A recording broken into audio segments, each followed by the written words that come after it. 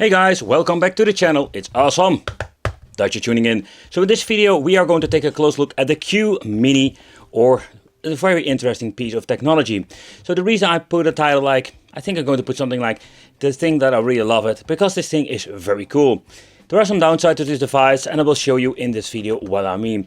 So let's talk about the specs. The specs itself are not very interesting. Like for example, this thing comes with a 2.4-inch LCD. But I must say that the display that comes inside this handheld is absolutely amazing. So this is more like a pretty cool piece of technology slapped in a tiny box. So for the people who are just searching like a very, let's say, a fun tiny emulation beast, I think this can be very interesting. We have seen a lot of budget devices from AliExpress, but this thing fits more like in the category that it is still budget or not very expensive, but it is more like a quality product with some good emulation. So inside the package we're not going to get a lot. We're going to get a very nice long Type-C cable, and that's it. Oh wait, the toilet paper manual of course. With some basic explanation how it works, how to enter games, stuff like that, but there's not a lot of information in two different languages. Yeah. But when you're going to search for, let's say, cheap handhelds, there are not, let's say, a lot of good options out there. And I mean, like, you do get a lot of interesting cheap devices, but most of them will have some issues with some emulation. And this device can already say, spoiler alert, it's not very bad. So we're going to get some limitations. So first of all, we don't have an analog stick. So for the people who love analog stick, you will have an issue, because this is something that doesn't come inside or including this device. We do going to get a D-pad here at the left, and the D-pad, I must say that I personally really love it. It's a very long D-pad and the touch itself is very nice. Then we're going to get A, B, X, Y, two buttons over here, select start, and at the top we're going to get only two other buttons. So in total we're going to get 6, so this is going to be some limitation when it comes to playing some games. Type-C input for the power charging, volume control, the CF card is over here, and of course we have the headphone jack out. I'm also going to try to open it up later on, and here we're going to get ourselves the on and off switch. So the device comes with some pre-loaded firmware. It's the Anbenic hub that I've seen before with some different handhelds. But the display itself, here you can see, like, it's very hard to record from an angle. Not because it's so pretty damn bad, but it's more like the glossy front is very glossy, and it gives a little bit of mirror effect. But when you're looking at the color and everything, it is a very nice display, but only it's very tiny. So here at the top we're going to get some options. So here we're going to get the standing option, skin, about, and the power option. When we're pressing the L1 button here, you can see that we can have the option to play some homebrew games. And we do have a lot of homebrew games, including some Quake 1, 2, and there are some games like Wolfenstein, Street of Rage Remake, a lot of great stuff.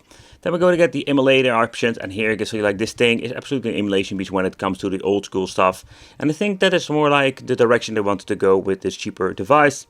Then we're going to get some other some applications, for example MPlayer, but personally I'm not going to bother you with that. So let's take a close look at some, let's say, homebrew games, and then we're going to move up to the emulation part.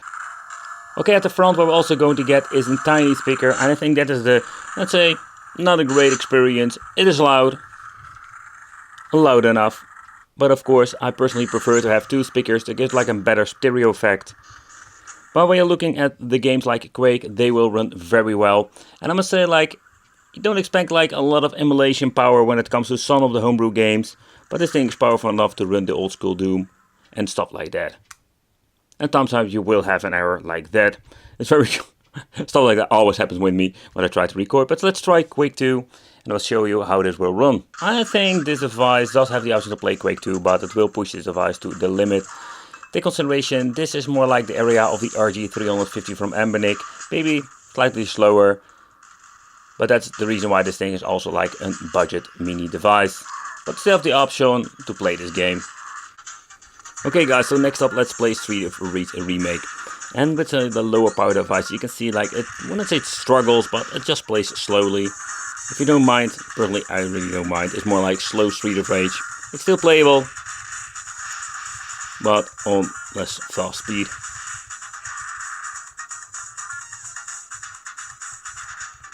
And here you can see like how good the D-pad actually is, like when you need to move around, you know, any issue or weird stuff going on. And again, like for the people who didn't know, I'm a big D-pad fan, so I am very happy with this handheld. Okay, so first of all, this device is absolutely amazing when it comes to playing some 16-bit games. I think that's where this thing like basically is the best for.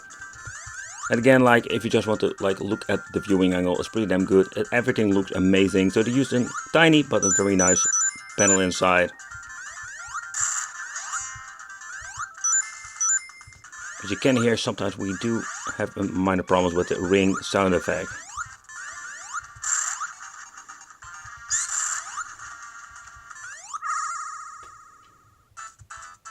But the emulation performance in general is pretty damn good. It runs full 60 FPS.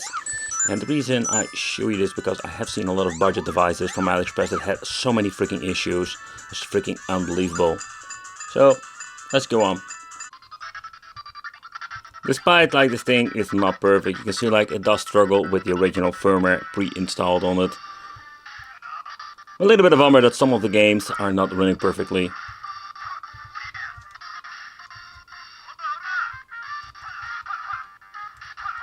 I say like I hear noise, but I don't see anything moving. But despite I have a love for this tiny device, it comes with some flaws, and that's such a bummer, but doesn't spoil the fun. But if one game doesn't play right, that doesn't mean like everything runs like shit. From here you can see like when you're trying some other MAME games, they will run just fine on this tiny emulation beast. It's pretty damn cool.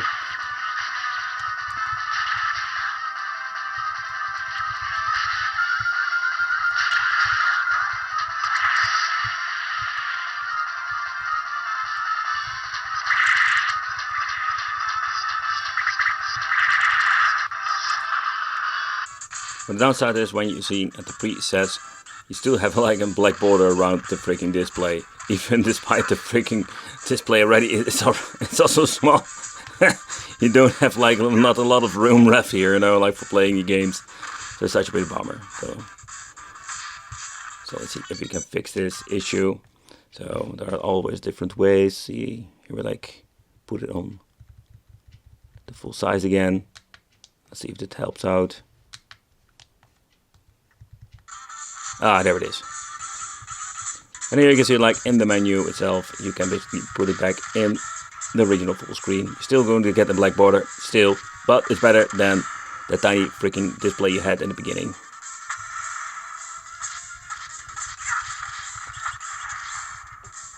But when I take a close look at PlayStation 1, I really knew like this is going to be a very big struggle for this tiny device. Bloody Roar 2 is more demanding, but if you're going to get into the two-dimensional, you will find some playable games, but this is what you're going to get with these budget devices. Despite they have like, let's say, better power, more juice than like your really cheap device from AliExpress. But still, when it comes to these devices, it's cool that they can basically boot it up PlayStation 1, but not all the games like Bloody Roar 2 will run perfectly. So that's something you need to take consideration. But let's take a close look at this mini device and the inside. Because what are we going to get? And I'd always love to check it out just to see how they put this thing together and what kind of battery are we going to get also. So when it comes to these cheap devices, and I know like there are a lot of different options out there that may be slightly more expensive and having like way better options when it comes to the performance, when it comes to playing the retro games. That is something you need to decide for yourself. And yeah, that's the thing, like due of the many options we're having, and that is just the biggest issue. Let's get my prior tool because they also used some clicking mechanism in the inside, so let's be very careful. All right, I'll lift up the cover. So what you're going to get is not a big battery, of course, because this is a very tiny handheld and it's a budget device. Because of what I understand, like batteries are very expensive. Then we're going to get ourselves a 1200 milliamp, so that is not a lot. But it is positive. You have the option to replace it with a bigger one if you want to. There is slightly some room left for it. Ooh, the battery did get quite hot. The buttons are falling out already. But the way this is made is super easy. You're just having this big PCB in the inside, one plug for the battery, the other one for the speaker. So this thing can be replaced, or better said, you can replace some spare parts if it's needed. Okay, so the next thing that we're going to do is removing the 4 screws, if I'm saying it correctly. No, I said 4 screws. Go away. And let's take a close look at the other side, how they assembled everything, and if there are like any replacements possible, for example with the display. Alright, so let's pull out the PCB in here. Always be very careful that there's nothing stuck between it. And if you have some more problems, like I'm always forgetting, you can also remove the SD card. They will give you some trouble. Let's see what kind of brand they're using. They say this game system 64 gigabytes, so they are basically using nowadays like their own kind of brand of SD cards. So when you're lifting it up, that will reveal the other side, of course. Captain Obvious moment.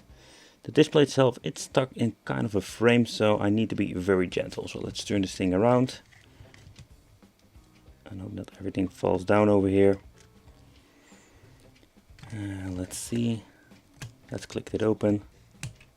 So we can basically get rid of the front bottom with all the other parts in it.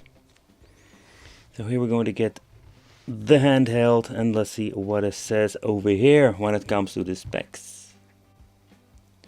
Okay, so this tiny chip is the all-winner F1C100S. If I can find some more information, I will put it in the video itself. But that's basically what it is. There's not a lot of information. Otherwise, let's basically check out what we're going to find more on the PCB itself. So this thing has been produced in 2021. So this is not like a really old one, well, a very old handheld. AFC240 version number 1. Here we're going to get all of the clickage button that we're going to use. At the front, the micro switches.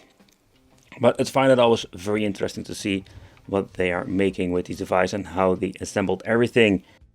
So when you're looking at the build quality of this Q20, it's an absolutely mini device, and that is why I just like it. There is not a lot of these like tiny devices that have the capability of running a lot of games. It's not perfect. Maybe with some firmware updates we can have some better performance. But what you can see on the inside also, like they added a lot of cooling, even like passive cooling. So this thing can get quite hot, especially when you're looking at the battery and the chip itself. But thank you for watching. Consider subscribing, hit that little bell, become in the Wicked family. Let me know in the comments what do you think of this device. Would you consider picking it up? And would it be great to see you in the next video, just consider hit the bell, and I'll see you in the next video.